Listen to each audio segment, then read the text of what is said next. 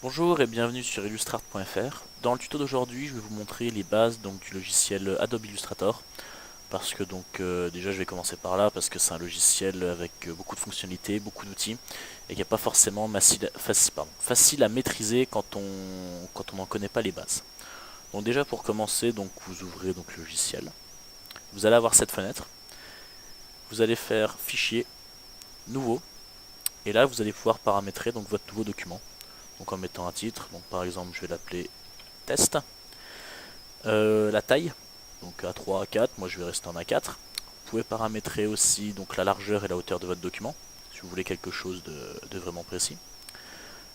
Pour paramétrer la largeur et la hauteur, donc là moi je suis en millimètres, mais vous pouvez très bien vous mettre en centimètres, en pixels ou en pouces. Donc moi je vais rester en millimètres. Vous pouvez régler également l'orientation, portrait ou paysage. Donc là ici je vais rester en portrait pour vous montrer. Et ensuite, une fois que vous avez défini différentes options, vous cliquez sur OK pour créer votre document. Donc voilà, vous avez une page blanche. En haut, vous pouvez régler les différents niveaux de couleurs. Voilà, par exemple, comme ceci, pour les différentes formes que vous allez faire, les différentes couleurs que vous voulez avoir. En dessous, vous avez les symboles. Donc les symboles, je ne vais pas en parler dans cette vidéo parce que je ferai une vidéo spécialement dédiée à cette fonctionnalité de symboles. Les calques ici, vous allez pouvoir créer différents calques avec cette touche, juste ici, et supprimer des calques. Donc pareil, les calques, j'en parlerai un peu plus dans une autre vidéo. Et donc sur la gauche, ici, vous allez avoir les différents outils. Alors pour les différents outils, vous allez déjà avoir la flèche noire. Je fais juste une forme, voilà, je fais juste un rectangle noir. Avec la flèche noire, vous allez pouvoir déplacer une forme, comme ceci, en modifier la taille. Voilà. Vous allez également pouvoir faire une rotation à cette forme. Et donc voilà, c'est vraiment ce qui vous sert à déplacer vos objets et à les positionner. Alors maintenant, vous avez la flèche blanche juste en dessous. Donc la différence avec cette flèche noire, c'est que là, par exemple, vous allez pouvoir sélectionner un seul côté.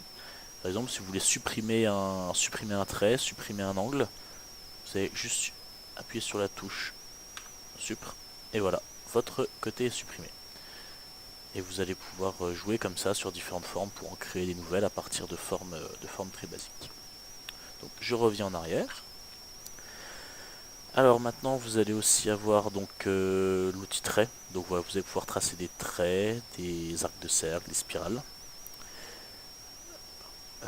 L'outil rectangle, rectangle, rectangle arrondi, ellipse, polygone, voilà, pour faire toutes les formes à base de rectangle. L'outil pinceau, alors là ça va être pour tracer des traits à la souris directement, donc des traits qui vont pas être droits, vous allez pouvoir faire, voilà, par exemple. Vous allez pouvoir modifier aussi le style de trait. Là par exemple ça va vous donner un effet de coup de crayon. Et il y en a beaucoup qui sont disponibles pour donner différents effets. Je reviens en arrière. Vous allez avoir un peu plus bas, très utile aussi, l'outil de dégradé de couleurs. Donc cette fonctionnalité, j'y reviendrai dans une autre vidéo. La pipette, alors très utile aussi, la pipette. Par exemple, si je mets ce rectangle en noir et que je crée un autre rectangle en rouge par exemple, si je veux que ce rectangle noir devienne de la même couleur que celui-ci, donc je clique sur le rectangle noir, je clique ici sur l'outil pipette, et avec la pipette, je viens attraper la couleur rouge qui est là, et mon rectangle passe automatiquement en rouge. Donc c'est très utile pour des différents travaux, si vous voulez vraiment garder la même couleur pour différents éléments, c'est cet outil qu'il faut utiliser. Donc ici vous avez l'outil pulvérisation de symboles, donc en lien avec cette fenêtre de symboles, comme je vous disais tout à l'heure, je l'expliquerai dans une autre vidéo. Et donc voilà, c'est à peu près tout pour les différentes fenêtres. Ensuite, une fois que votre travail est terminé, vous allez avoir, il va falloir l'enregistrer. Donc pour enregistrer un document, vous cliquez sur Fichier. enregistrer sous.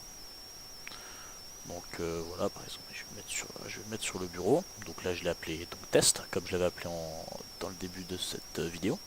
Le format, donc Adobe Illustrator, si vous comptez retravailler dessus dans Illustrator, ou si c'est quelque chose qui est fini, que vous voulez l'enregistrer en PDF ou sous d'autres formats.